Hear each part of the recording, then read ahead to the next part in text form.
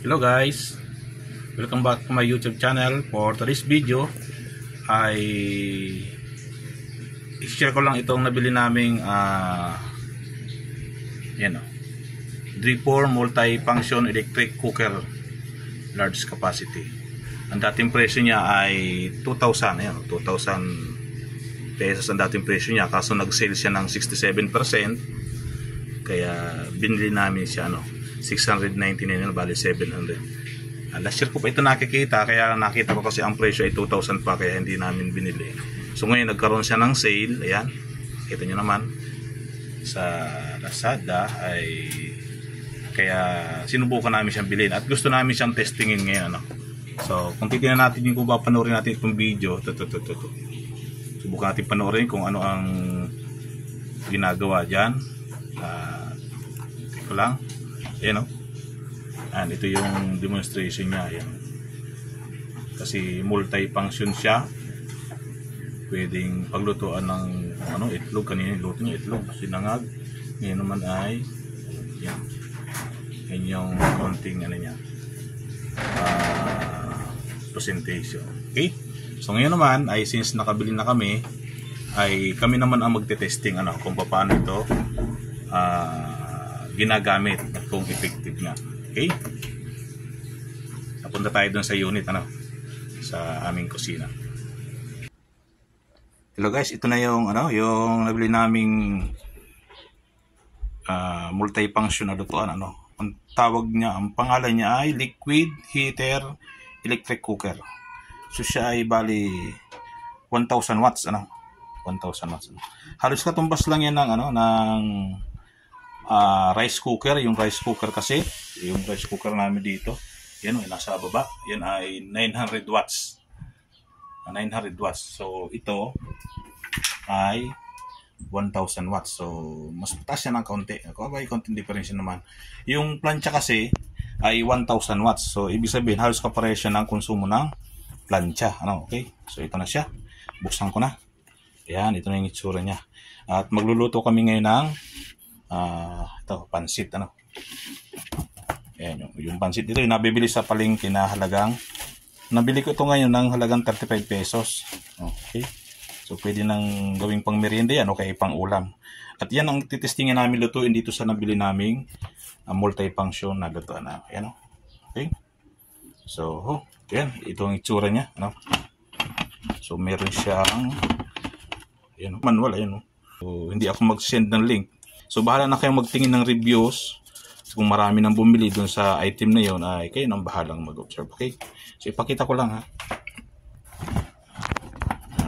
kunin ko lang, ilabas ko lang mga sa kahon.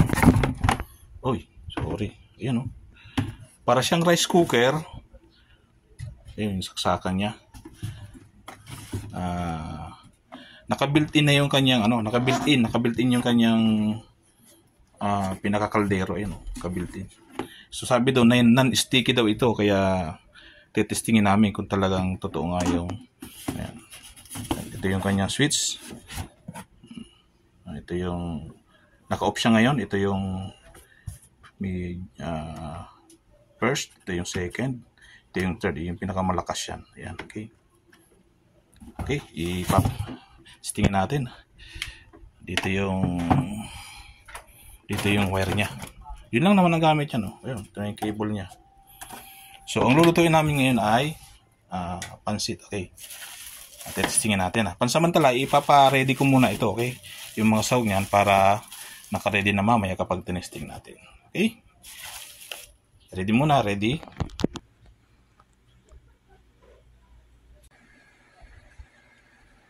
Okay, naka-ready na yung ating mga sahog. Kaya ito yung yun. Okay, ito yung sibuyas, bawang, manok, mga kalahating kilong manok lang. Tapos yung pansit natin, oyster sauce. Meron tayong siomay, mantika, patis, toyo, konting toyo. Okay, so andito na yung ating testingin. So ngayon hindi pa siya nakailaw kasi hindi pa siya nakasaksak. Ayan. So for the meantime, may isasaksak ko muna. Okay, naisaksak ko na siya. Yun. Saksak na. So ito. So hindi pa rin siya nakailaw. Kahit nakasaksak na, di pa rin siya nakailaw, ha. Okay, i-open lang. Ayun. So yun yung pinaka-on niya. Okay, so alisin ko muna itong steamer, steamer. Yan yung dyan natin lalagay mamaya yung siomai. Kung siopaw ang lulutuin mo, pwede naman, okay? So ito na yung itsura niya. So since na ka-on na siya, so ilalagay ko na siya sa number 2. Yun. Yan, medyo mainit na. Okay, mukhang okay naman, ha. Ito yung first time na nagagamitin namin ito. So maglalagay na ako ng mantika.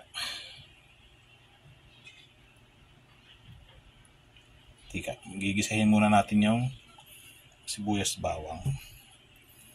Yan, makikita nyo, kumukulo na siya. Umiinit na, I mean.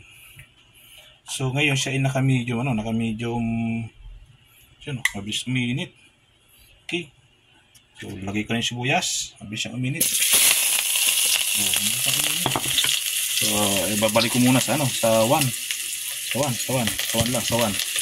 Okay, ibabalik ko muna sa 1. Mabilis siyang uminit. Next, bawang. Sibuyas bawang muna. Mabilis siyang luto. So agad yung sibuyas bawang,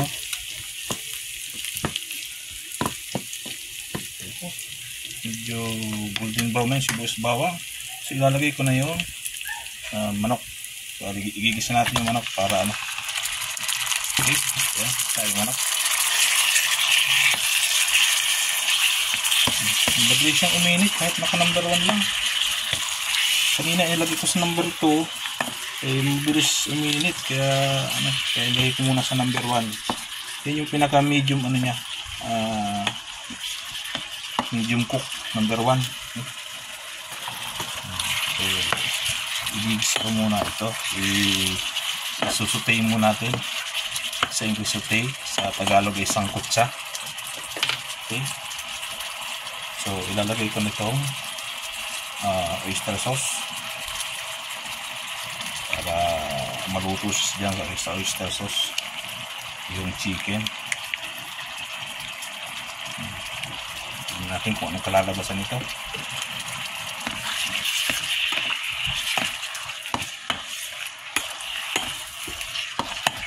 Halo lang. Next, lalagyan ko siya ng mga tansyahan na lang to, dalawang patis, isang kutsara lang. Patis. So yun na. Pwede naman tikman niya kung karamdam mo yan. So depende na sa panlasa ninyo. Okay?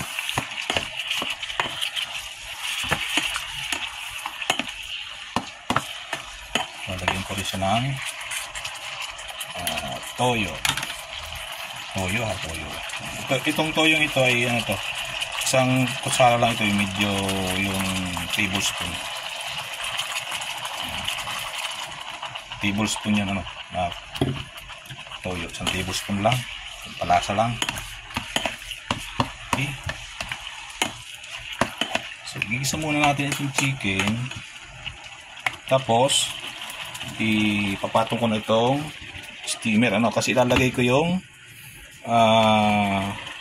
siomai. Ito, lalagay ko itong siomai, siomai. Pwede naman itong isawag na sa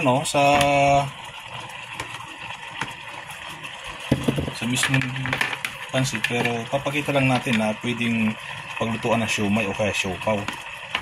So naka-steamer siya. Ayan, okay. So para ma-steam siya, maka-build up siya ng steam, so lalagyan ko siya ng konting tubig. Okay, kukuha lang muna ako ng tubig. Pasin ko muna ito. Pasin ko muna yung steamer, So yun. para malaga din siya. Okay, kalahating cup lang yung nilagay ko. Okay, yan. So hintayin natin siyang luto. So ibabalik ko itong steamer. Ano, yan yung pinakatakip niya, ano. Kaya tinawag siyang ano na multifunction. Kasi habang niluluto yung chicken sa ilalim, meron ko pang siomai na niluluto. Kung meron kang siopaw, di okay lang. Kasi nakalagay din naman dun sa presentation nila. Kung papanoorin niyo yung buong presentation ng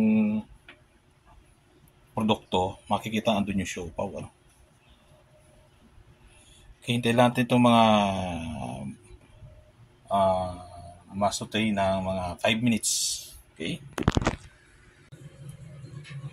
Ayan. Nakalipas ng ano. Umabot ng ano ng 8 minutes. Magti 10 minutes na. Okay? Mapapansin nyo, ayun. Kulong-kulo na siya. So, nagbago na yung kulay ng siomai. Kasi kulong-kulo na siya. So, tanggalin ko yung steamer. Tingnan natin yung loob. Okay. Yan, ito na yung ano, chicken. Kulong-kulo na siya. Kulong-kulo siya. Medyo malambot na. So, ilalagay ko na ngayon yung gulay. Ilalagay ko na lahat yan. Sabay-sabay na yan.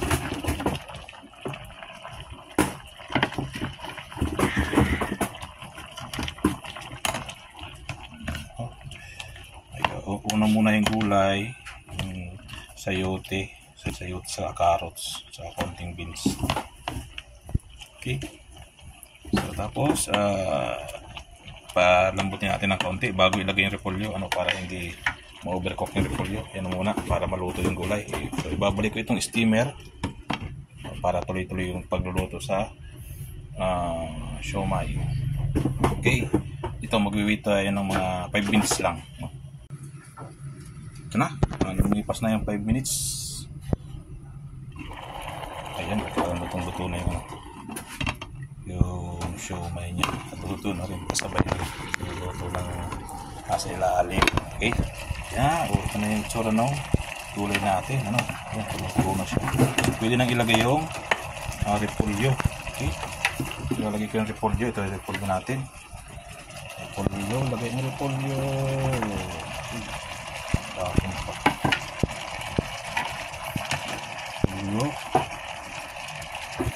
So, paglalagay ng repolyo ay hindi mo nang isabay yung pansit, ano. Sabay na natin yung pansit. Sabay na natin yan para sabay na siya maluto. Pinakahuling ilalagay yung pansit kasi pag inuna mo ilagay yung pansit, matudurog, ano. So yan ang pinakahuling ilalagay.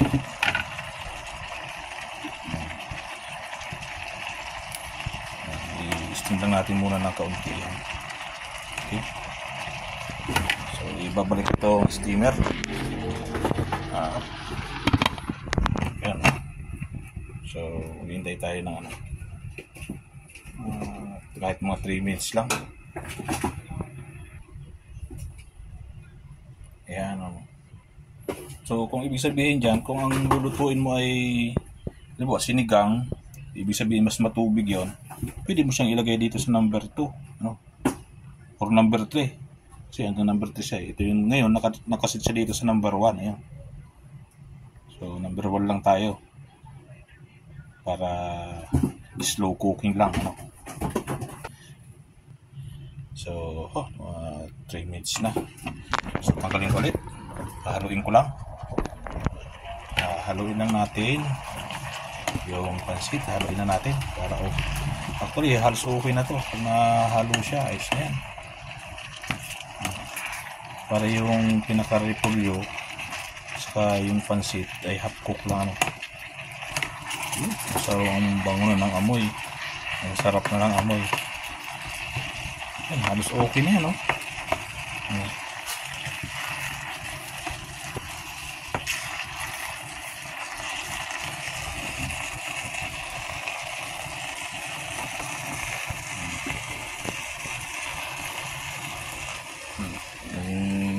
gusto mo pang lutuin ng ano, ilagay mo ulit yung steamer, yung siomai.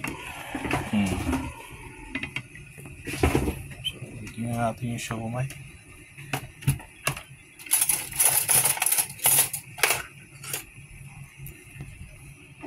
Kumusta ang siomai? Luto na rin to. Kasi nagbago na yung kulay niya eh. Ibig sabihin, meron ka ng pansit sa naluto sa ilalim, meron ka pang siomai na naluto sa ibabaw. Ano? Sasawsaw mo lang yan sa toyo na may kalamansi, ayos na. Ayos na ang ulam, merienda o ano man. Okay? Tanggalin ko ulit. Tanggal.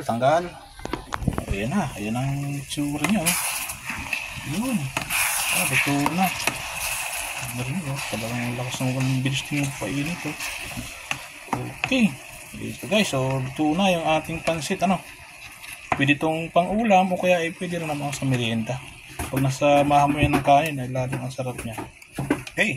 So ang ating for today's video ay testing natin itong nabili naming multi-function pot cooker. Ano? Tawag nila ito. So ang nagawa natin ay pansit at saka pagluto tayo ng siomai. Yan lang guys ang ating for today's video. Patayin ko na para hindi na siya ma-overcook. Okay. At kung may natutunan ka sa video ito kahit konti o kaya inagustuhan mo ang video ito kahit konti lang din ay paki-like naman at paki-share sa iba ang video ito. Pakilagay mo rin sa comment section kung meron kang ganito. Pakilagay mo rin kung anong experience mo para makatulong tayo dun sa iba na gusto rin bumili ng ganitong multi-function liquid pot cooker. Okay, diyan lamang guys at maraming salamat sa iyong panonood. Ayan na ating pansit. Ang sarap.